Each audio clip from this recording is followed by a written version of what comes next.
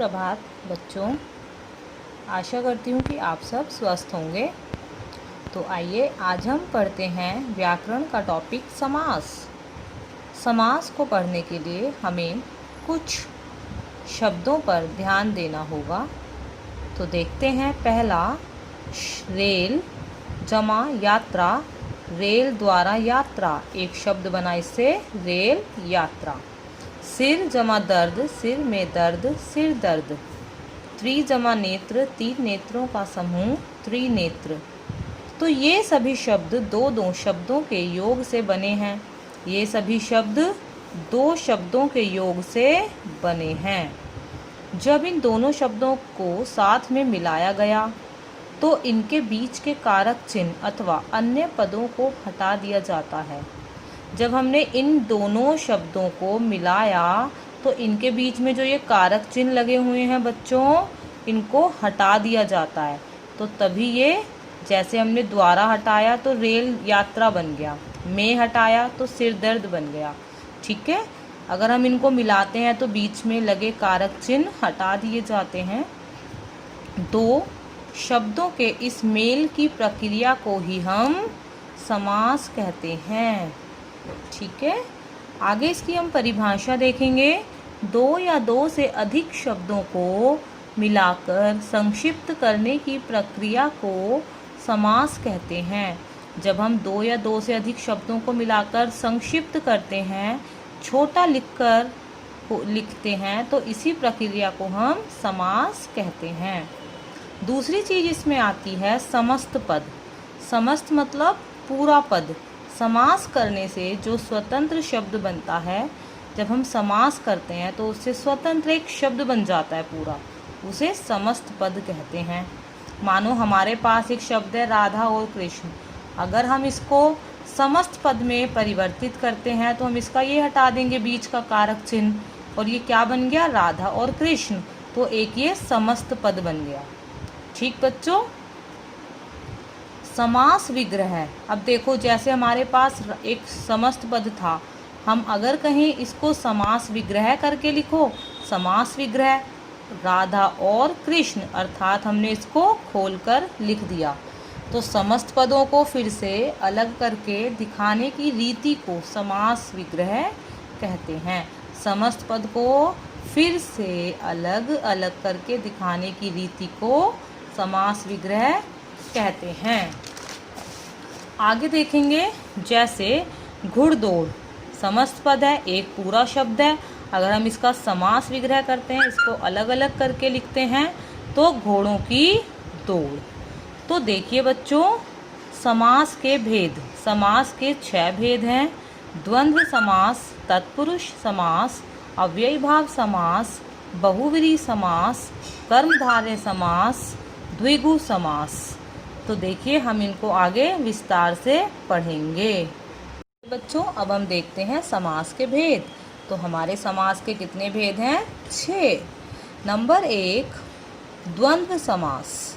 तो बच्चों, हमारे 6 समास हैं, हमें 6 के 6 याद होने चाहिए, लेकिन हम अपने फर्स्ट सेमेस्टर में 3 समास करेंगे, द्वंद्व समास, अव्ययीभाव समास और बहुव्रीहि समास। तो आप ये तीनों समास याद रखिएगा।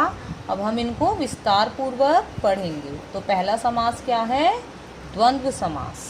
आइए, द्वंद्व समास में दोनों पद स्वतंत्र और प्रधान होते हैं।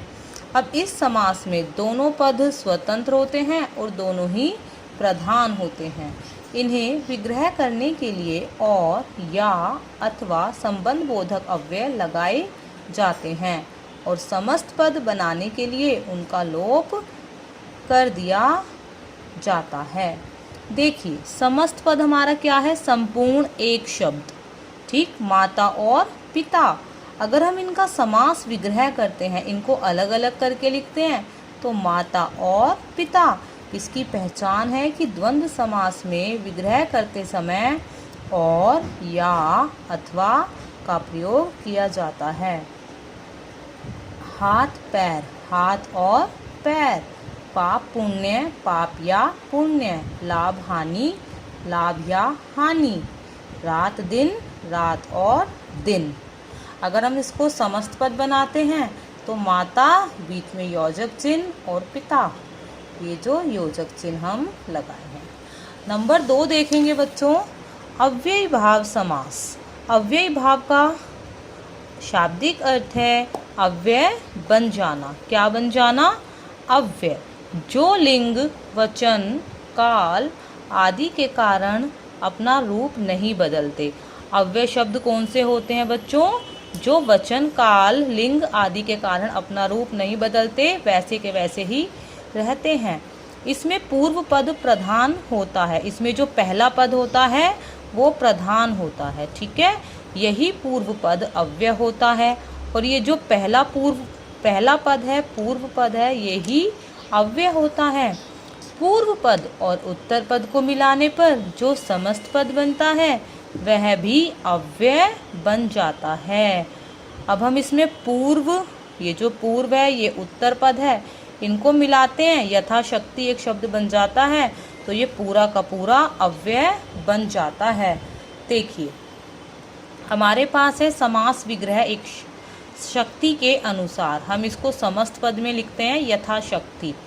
आज्ञा के अनुसार, आज्ञानुसार। अब ये पूरा पद हमारा अव्यय बन गया।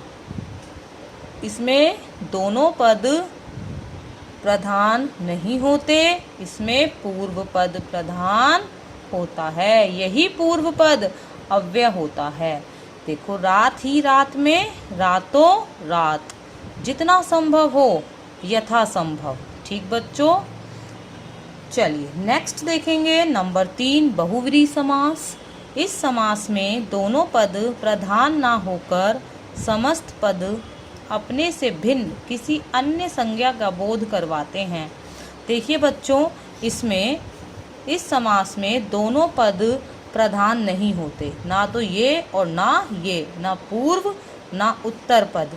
इसमें अपने से भिन्न किसी अन्य संज्ञा का बोध करवाते हैं। इनका जो समस्त पद होता है वो किसी अन्य का बोध कराता है, विशेष किसी अन्य संज्ञा का बोध करवाते हैं। इनका जब हम विग्रह करते हैं, विग्रह मतलब इनको अलग अलग करते हैं, तो वहाँ विशेष रूप से वाला शब्द लगेगा, वाली लगेगा, जिसका, जिसकी, जिसके आदि शब्द लगाए जाते हैं। देखिए, लंबा है उदर जिसका, 10 हैं आनंद जिसके, दशानन, विष को धारण करने वाला विषधर, विष को धारण करने वाला विषधर अर्थात सर्प। 3 लोचन है जिसके अर्थात शिव, त्रिलोचन। देखिए, तीसरे का किसी का अर्थ दे रहा है, किसी तीसरी विशेष संज्ञा का अर्थ दे रहा है। तो बच्चों समझ आया? ठीक है, धन्यवाद।